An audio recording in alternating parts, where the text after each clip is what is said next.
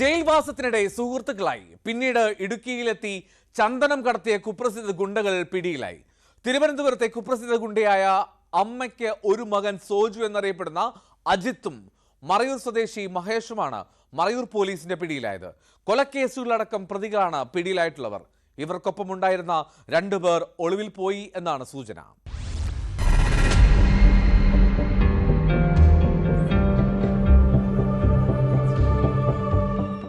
മറയൂർ ആശുപത്രി പരിസരത്തു നിന്നും ചന്ദനം മോഷണം പോയതായി ചൂണ്ടിക്കാട്ടി ആശുപത്രി അധികൃതർ ജൂൺ 29-ന് മറയൂർ പോലീസിൽ പരാതി നൽകിയിരുന്നു.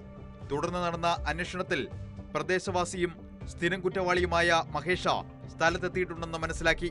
ഇയാളുടെ വീട്ടിൽ നിന്നാണ് അമ്മയ്ക്കൊരു മകൻ സോജു എന്നറിയപ്പെടുന്ന അജിത്തിനെയും മഹേഷിനെയും പോലീസ് പിടികൂടിയത്.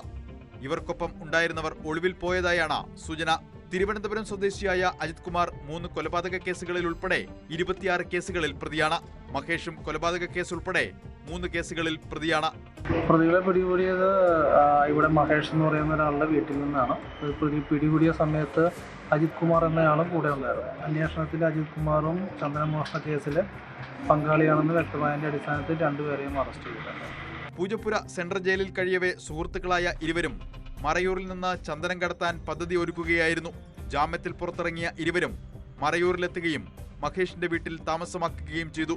തുടർന്ന് കഴിഞ്ഞ 25-ന് മറയൂർ ആശുപത്രിക്ക് സമീപത്തു നിന്ന് ചന്ദനം മുറിക്കുകയും പിന്നീട് ചെത്തിയൊരുക്കിയ ചന്ദനമുട്ടികൾ ബിഗ് ഷോപ്പറിലാക്കി 27-ന് ഓട്ടോയിൽ മൂന്നാറിലേക്ക് കൊണ്ടുപോവുകയും ചെയ്തു.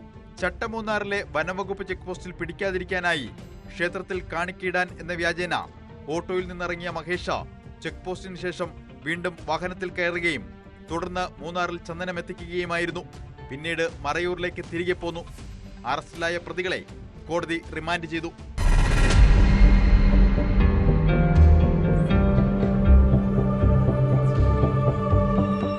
ന്യൂസ് 18 ഇടുക്കി.